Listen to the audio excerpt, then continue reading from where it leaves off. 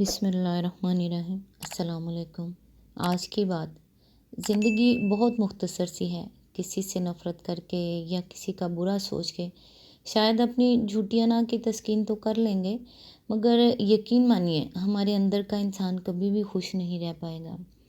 اس لیے اپنے ارد گرد صرف اور صرف محبتیں بانٹیں، ہمیشہ پرسکون رہیں گے۔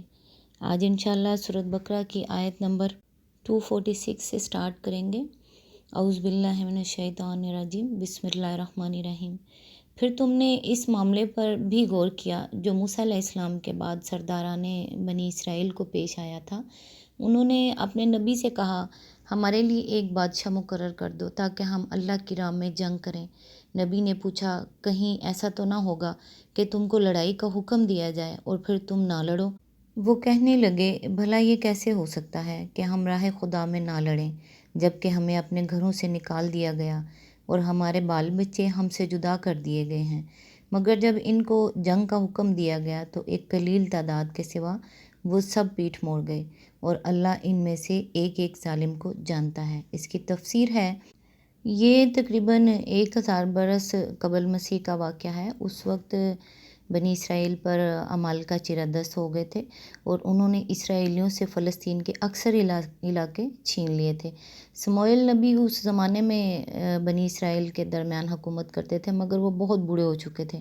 اس لیے سرداران بنی اسرائیل نے یہ ضرورت محسوس کی کہ کوئی اور شخص ان کا سربراہ ہو جس کی قیادت میں وہ جنگ کر سکیں، لیکن اس وقت بنی اسرائیل میں اس قدر جاہلیت آ چکی تھی اور وہ غیر مسلم قوموں کے طور طریقوں سے اتنے متاثر ہو چکے تھے کہ خلافت اور بادشاہی کا فرق ان کے ذہنوں سے نکل گیا تھا۔ اس لیے انہوں نے درخواست جو کی وہ خلیفہ کی تقرری کی نہیں بلکہ ایک بادشاہ کے تقرری کی تھی۔ اس سلسلے میں بائبل کی کتاب سموئیل اول میں جو تفصیلات بیان ہوئی ہیں وہ حسب ذیل ہیں۔ سموئیل زندگی بھر اسرائیلیوں کی عدالت کرتا رہا۔ تب سب اسرائیلی بزرگ جمع ہو کر راما میں سموئیل کے پاس آئے اور اس سے کہنے لگے کہ دیکھ، تو ضعیف ہے اور تیرے بیٹے تیری راہ پر نہیں چلتے۔ اب تو کسی کو ہمارا بادشاہ مقرر کر دے جو اور قوموں کی طرح ہماری عدالت کرے۔ یہ بات سموئیل کو بری لگی اور سموئیل نے خداوند سے دعا کی، اور خداوند نے سموئیل سے کہا کہ جو کچھ یہ لوگ تجھ سے کہتے ہیں تو ان کو مان، کیونکہ انہوں نے تیری نہیں بلکہ میری حقارت کی ہے کہ میں ان کا بادشاہ نہ رہوں۔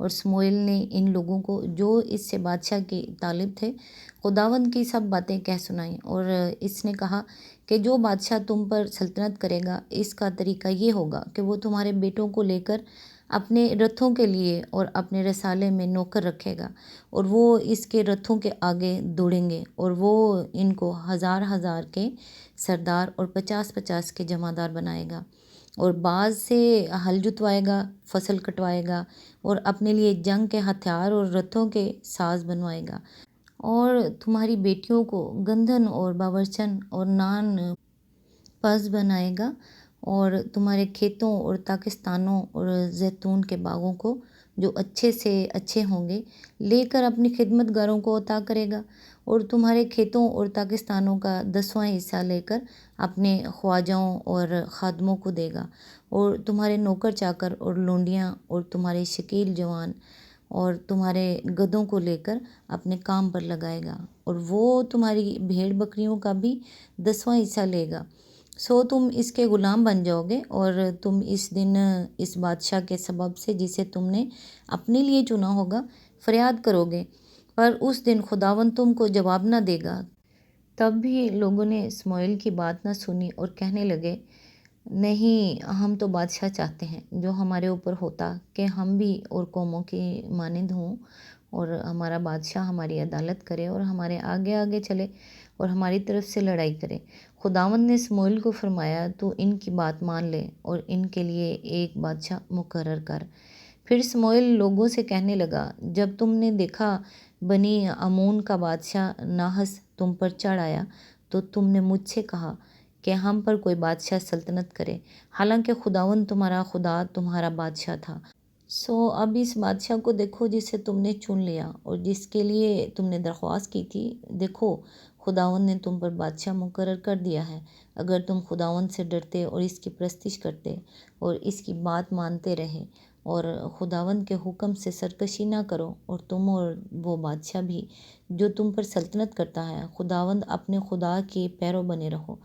تو خیر، پر اگر تم خداوند کی بات نہ مانو بلکہ خداوند کے حکم سے سرکشی کرو تو خداوند کا ہاتھ تمہارے خلاف ہوگا، جیسا وہ تمہارے باپ دادا کے خلاف ہوتا تھا، اور تم جان لوگے اور دیکھ بھی لوگے کہ تم نے خداوند کے حضور اپنے لیے بادشاہ مانگنے سے کتنی بڑی شرارت کی۔ اب رہا میں، سو خدا نہ کرے کہ تمہارے لیے دعا کرنے سے باز آ کر خداوند کا گنہگار ٹھہروں، بلکہ میں وہی راہ جو اچھی اور سیدھی ہے تم کو بتاؤں گا۔ کتاب سموئیل کے ان تصریحات سے یہ بات واضح ہو جاتی ہے کہ بادشاہت کے قیام کا یہ مطلب اللہ اور اس کے نبی کو پسند نہ تھا۔ اب رہا یہ سوال کہ قرآن مجید میں اس مقام پر سرداران بنی اسرائیل کے اس مطالبے کی مذمت کیوں نہیں کی گئی، تو اس کا جواب یہ ہے کہ اللہ تعالیٰ نے یہاں اس قصے کا ذکر جس غرض کے لیے کیا ہے، اس سے یہ مسئلہ غیر متعلق ہے کہ ان کا مطالبہ صحیح تھا یا نہ تھا۔ یہاں تو یہ بتانا مقصود ہے کہ بنی اسرائیل کس قدر بزدل ہو گئے تھے، اور ان میں کس قدر نفسانیت آ گئی تھی، اور ان کے اندر اخلاقی انضباط کی کتنی کمی تھی، جس کے سبب یہ آخر کار وہ گر گئے۔ اور اس ذکر کی غرض یہ ہے کہ مسلمان اس سے عبرت حاصل کریں اور اپنے اندر یہ کمزوریاں پرورش نہ کرنے دیں۔ آیت نمبر 247، ان کے نبی نے ان سے کہا کہ اللہ نے طالوت کو تمہارے لیے بادشاہ مقرر کیا ہے۔ یہ سن کر وہ بولے، ہم پر بادشاہ بننے کا وہ کیسے حقدار ہو گیا؟ اس کے مقابلے میں بادشاہی کے ہم زیادہ مستحق ہیں، وہ تو کوئی بڑا مالدار آدمی نہیں ہے۔ نبی نے جواب دیا، اللہ نے تمہارے مقابلے میں اسی کو منتخب کیا ہے، اور اس کو دماغ و جسمانی دونوں قسم کی اہلیتیں فراوانی کے ساتھ عطا فرمائی ہیں، اور اللہ کو اختیار ہے کہ اپنا ملک جسے چاہے دے۔ اللہ بڑی وسعت رکھتا ہے اور سب کچھ اس کے علم میں ہے۔ اس کی تفسیر ہے، بائبل میں اس کا نام ساول لکھا ہے۔ یہ قبیلہ بنیامین کا ایک 30 سالہ نوجوان تھا۔ بنی اسرائیل میں اس سے خوبصورت کوئی شخص نہ تھا، اور ایسا قدور تھا کہ لوگ اس کے کندھے تک آتے تھے۔ اپنے باپ کے گمشدہ گدھے ڈھونڈنے نکلا تھا۔ راستے میں جب سموئیل نبی کے قیامگاہ کے قریب پہنچا تو اللہ تعالیٰ نے نبی کو اشارہ کیا کہ یہی شخص ہے جس کو ہم نے بنی اسرائیل کی بادشاہی کے لیے منتخب کیا ہے۔ چنانچہ سموئیل نبی اسے اپنے گھر لائے، تیل کی کپی لے کر اس کے سر پر انڈیلی اور اسے چوما اور کہا کہ خداوند نے تجھے مسح کیا تاکہ تو اس کی میراث کا پیشوا ہو۔ اس کے بعد انہوں نے بنی اسرائیل کا اجتماع عام کر کے اس کی بادشاہی کا اعلان کیا۔ سموئیل باب 9 اور 10 میں یہ بنی اسرائیل کا دوسرا شخص تھا جس کو خدا کے حکم سے مسح کر کے پیشوائی کے منصب پر مقرر کیا گیا۔ اس سے پہلے حضرت ہارون سردار کاہن کی حیثیت سے مسح کیے گئے تھے۔ اس کے بعد تیسرے ممسوح یا مسیح حضرت داؤد علیہ السلام ہوئے، اور چوتھے مسیح حضرت عیسیٰ علیہ السلام۔ لیکن طالوت کے متعلق ایسی کوئی تصریح قرآن یا حدیث میں نہیں ہے کہ وہ نبوت کے منصب پر بھی سرفراز ہوا تھا۔ محض بادشاہی کے لیے نامزد کیا جانا اس بات کے لیے کافی نہیں ہے کہ اسے نبی تسلیم کیا جائے۔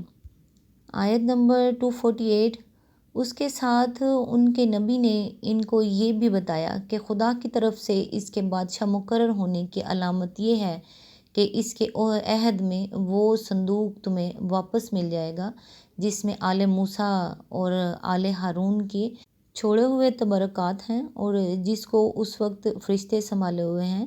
اگر تم مومن ہو تو یہ تمہارے لیے بہت بڑی نشانی ہے۔ اس کی تفسیر ہے، بائبل کا بیان اس باب میں قرآن سے کسی حد تک مختلف ہے، تاہم اس سے اصل واقعہ کی تفصیلات پر کافی روشنی پڑتی ہے۔ اس سے معلوم ہوتا ہے کہ یہ صندوق جسے بنی اسرائیل اصطلاحاً عہد کا صندوق کہتے تھے، ایک لڑائی کے موقع پر فلسطینی مشرکین نے بنی اسرائیل سے چھین لیا تھا، لیکن یہ مشرکین کے جس شہر اور جس بستی میں رکھا گیا وہاں وبائیں پھوٹ پڑیں۔ آخرکار انہوں نے خوف کے مارے اسے ایک بیل گاڑی پر رکھ کر گاڑی کو ہانک دیا۔ غالباً اسی معاملے کی طرف قرآن ان الفاظ میں اشارہ کرتا ہے کہ اس وقت وہ صندوق فرشتوں کی حفاظت میں تھا، کیونکہ وہ گاڑی بغیر کسی گاڑی بان کے ہانک دی گئی تھی۔ اور اللہ کے حکم سے یہ فرشتوں ہی کا کام تھا کہ وہ اسے چلا کر بنی اسرائیل کی طرف لے آئے۔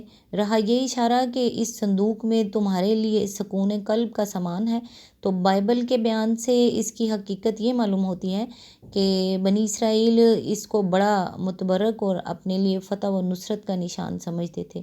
جب وہ ان کے ہاتھ سے نکل گیا تو پوری قوم کی ہمت ٹوٹ گئی، اور ہر اسرائیلی یہ خیال کرنے لگا کہ خدا کی رحمت ہم سے پھر گئی ہے اور اب ہمارے برے دن آ گئے ہیں۔ بس اس صندوق کا واپس آنا اس قوم کے لیے بڑی تقویت قلب کا موجب تھا، اور یہ ایک ایسا ذریعہ تھا جس سے ان کی ٹوٹی ہوئی ہمتیں پھر بن سکتی تھیں۔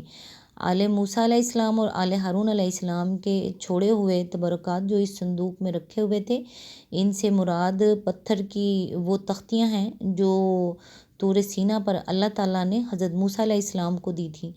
اس کے علاوہ تورات کا وہ اصل نسخہ بھی اس میں تھا جسے حضرت موسیٰ علیہ السلام نے خود لکھوا کر بنی لاوی کے سپرد کیا تھا۔ نیز ایک بوتل میں من بھی بھر کر اس میں رکھ دیا گیا تھا تاکہ آئندہ نسلیں اللہ تعالیٰ کے اس احسان کو یاد کریں جو صحرا میں اس نے ان کے باپ دادا پر کیا تھا، اور غالباً حضرت موسیٰ علیہ السلام کا وہ عصا بھی اس کے اندر تھا جو خدا کے عظیم الشان معجزات کا مظہر بنا تھا۔